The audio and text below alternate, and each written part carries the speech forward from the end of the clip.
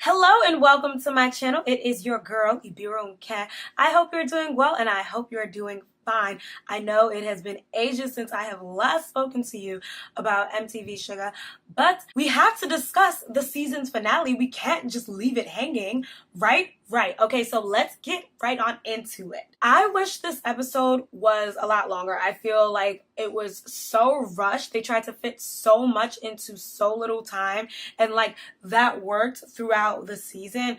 But for a finale, I wish they would have, fleshed certain things out just a bit more. I just really wanted it to be like 30 minutes long just for this one episode. For example, the scene with Jamal and Princess was so rushed. It was almost unnatural. And the message in that scene was so important. It was all about making choices and not making your past seem as if it's glamorous, facing reality so that you can have a successful future. But they try to rush all of that into 30 seconds, and I'm like, okay. I didn't even get to see the romance between Jamal and Princess really play out just because it was so rushed. Moving on, I'm really glad that Hadiza gets to stay. She gets to finish her schooling and she gets to go get her higher education for free because she has the scholarship. So it's like, yay to Hadiza, yay to MTV Shuga for putting the message out there that education for the girl child is important. That was the purpose of Hadiza's role, and I think she played that role so well. I think MTV Shuga is genius for using a Hausa family for that very message. We all know the stereotype that they don't study or that it's not important for their girls to go to school and yada yada yada. So to have someone like Hadiza fill that role out was just great. And it was also great that she had another Hausa woman who was more, I guess, liberal, you would say, to help guide her. That was so necessary. Finally, Ebasunde goes to jail. Sad story, womp. I mean, we all saw it coming. It wasn't surprising at all.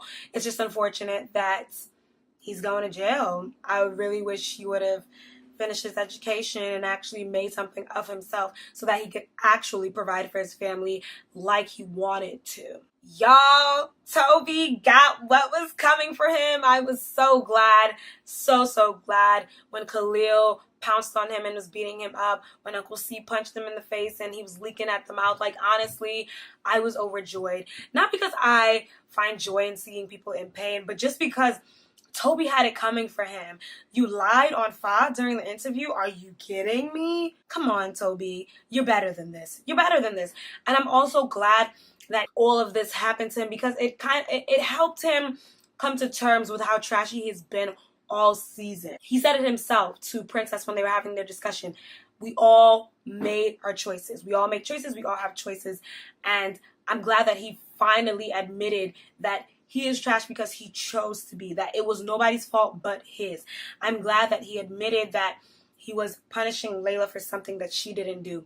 Who cares? Princess broke your heart. Sorry, move on, Have you ever seen that meme when they say, oh, a little boy gets his heart broken in 3rd grade and then takes it out on all the women in his life until age 35? That was basically what Toby was doing to Leila.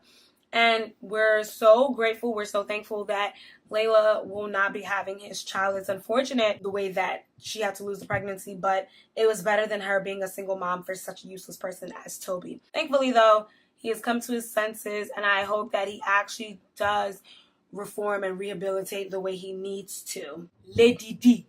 Diana. Oh my gosh, that girl irritates me so much. And I'm actually mad that Frances and Cynthia did not give her the beatdown of her life that she deserved. She literally ruined Frances's life. I mean, I'm not going to put the blame on her because it's not her fault that she was assaulted. My issue with Diana is trying to tank Frances's image after what happened to her. It's like, why are you so evil? I thought Frances was your friend.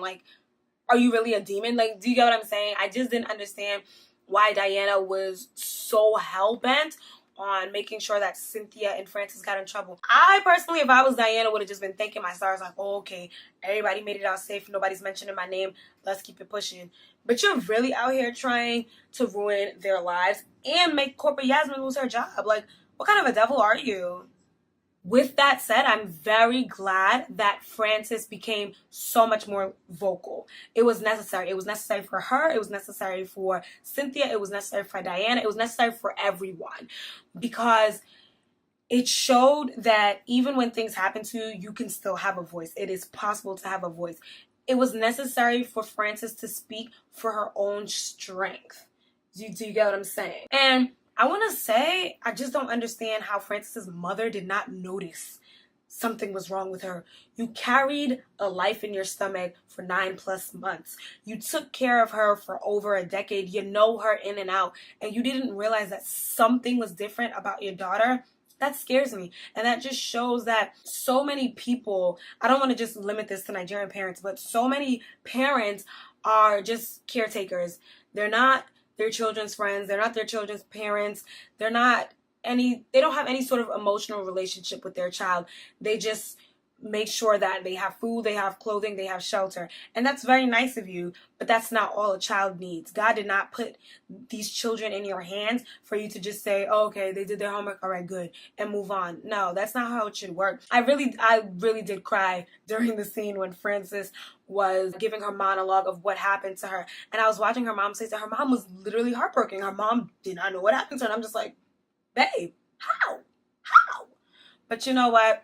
All's well that ends well. It seems as if their relationship will start to flourish from now on. Hopefully, my fingers are crossed for them because they need it. Continuing on the theme of parenthood, I do not understand why Mrs. Olotu is so embarrassed of her son Khalil.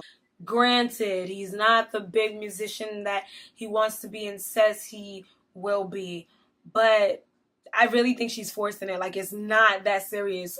Okay, he cleans. He's not stealing. He's not a thief. He's not a rapist. He's not a murderer. He's still making an honest living.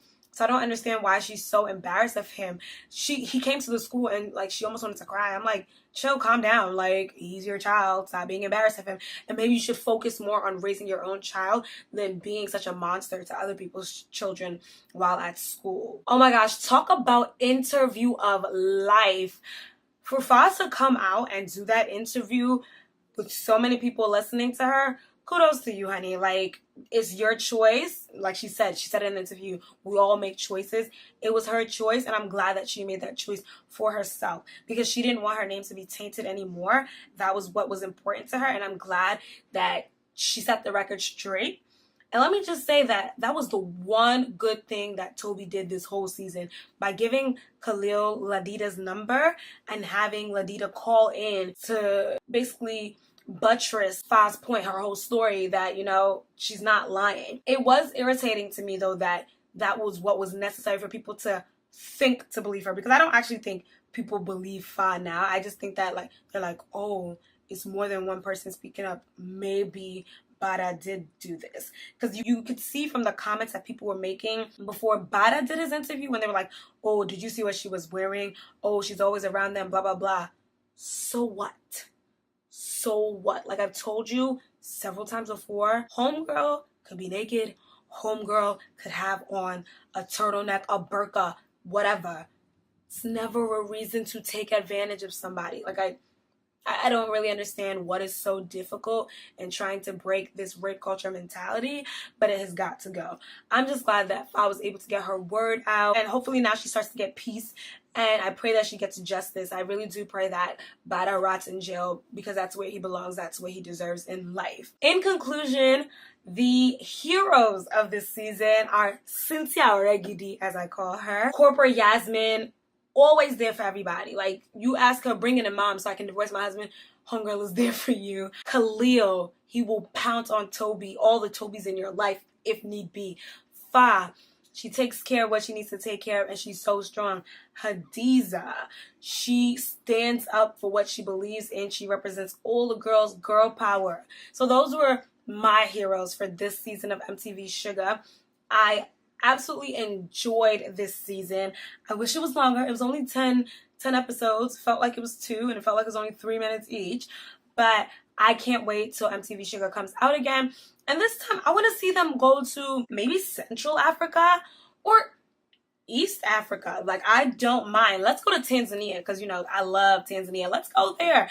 I'm a little tired of seeing MTV Shuga Naija all the time. We can go back to Kenya if we want, but let's just venture out to another region of Africa. All right, well, that's all that I have to say for this episode. Please let me know how you feel about the season finale. It was a great finale. It was a bit rushed, but it was great nonetheless. Let me know what you feel. Let me know what you think down in the comment section below. Remember, I remain your girl, Ibiro Cat, always and forever, and I will see you in my next video. Bye now.